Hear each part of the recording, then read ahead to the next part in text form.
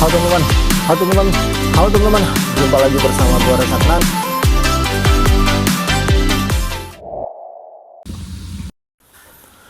Halo teman-teman, jumpa lagi bersama gue Resatnan. Kali ini gue akan membahas soal prediksi laga Timnas Indonesia versus Thailand yang akan digelar di Stadion Utama Gelora Bung Karno, Jakarta pada 29 Desember 2022 pukul 16.30 waktu Indonesia Barat. Ya, seperti kita ketahui bahwa ini merupakan lanjutan dari grup A Piala AFF 2022 yang mana kedua tim saat ini sama-sama sedang mendapatkan modal positif dari 2 kali laga yang sudah mereka jalani. Saat ini Thailand berada di posisi pertama dengan 6 poin, begitu juga Indonesia dengan 6 poin, namun Thailand berhak berada di posisi pertama saat ini lantaran unggul selisih gol. Ya, secara head to head memang kita tahu kedua tim sudah sering bertemu di sepak bola Asia Tenggara dan bisa dibilang menjadi salah satu musuh bebuyutan juga. Dan saat ini tercatat sudah 80 kali bertemu. Dari catatan itu Indonesia mampu menang 25 kali sementara Thailand unggul dengan kemenangan 40 kali serta sisanya berakhir imbang 15 kali. Pertemuan terakhir dari kedua tim yaitu pada final Piala AFF 2020 yang terjadi pada 1 Januari 2022.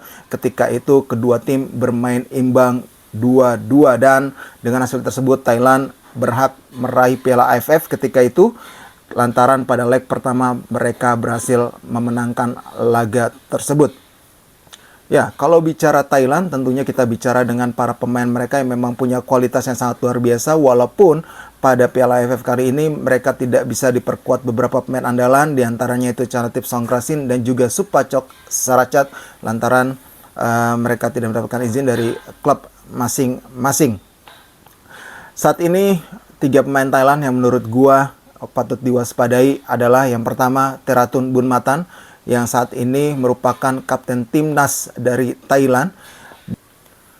Pemain berusia 32 tahun ini bisa dimainkan di posisi bek kiri dan juga gelandang bertahan. Kalau biasanya kita tahu Teratun Bunmatan adalah salah satu bek kiri terbaik di Asia Tenggara, bisa dibilang.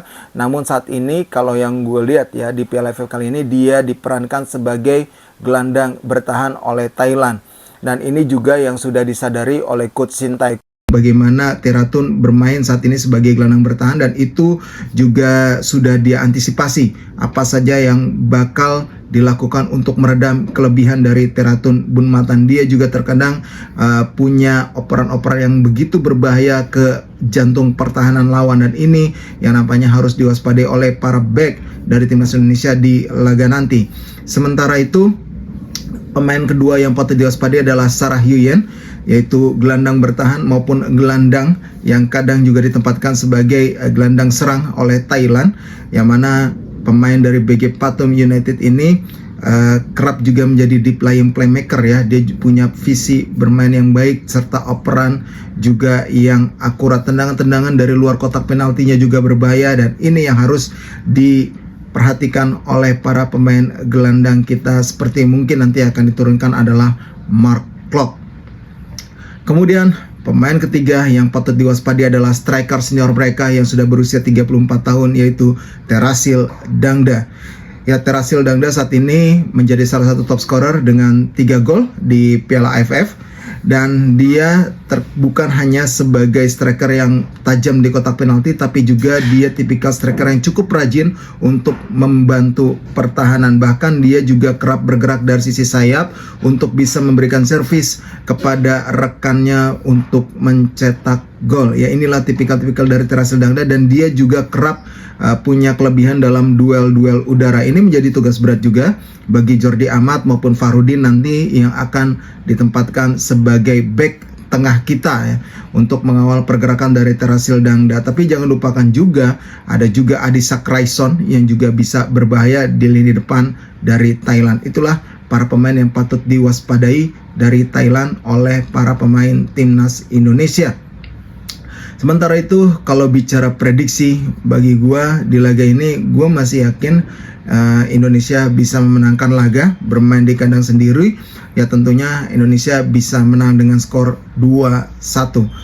Ya kalau gue lihat sendiri pada laga ini ya bisa dibilang menjadi perang mental bagi kedua tim karena Kalau secara kualitas sebenarnya tidak jauh beda gitu. Secara pengalaman bermain, kemudian track record gitu ya. Kalau gue lihat udah tinggal bagaimana mental dari masing-masing tim untuk bisa memenangkan pertandingan.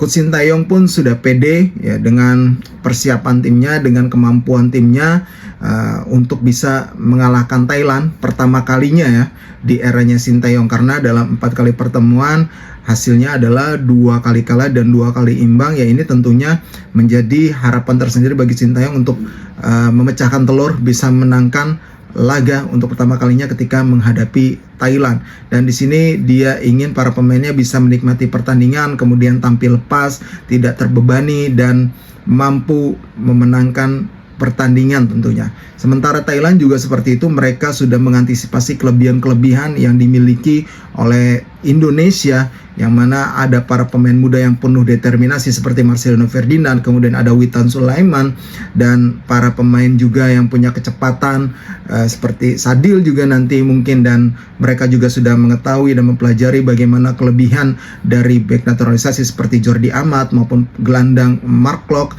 dan juga kita lihat bagaimana ada striker juga yang juga ya saat ini diandalkan lah oleh Indonesia seperti Spaso, kemudian Sananta, maupun Dendi Sulistiawan ya, yang juga diandalkan di beberapa pertandingan sebelumnya. Oke, mungkin itu dulu pembahasan dari gua. Mudah-mudahan timnas Indonesia bisa memenuhi harapan, bisa menangkan pertandingan. Gua Ratnan mengucapkan terima kasih dan sampai jumpa lagi.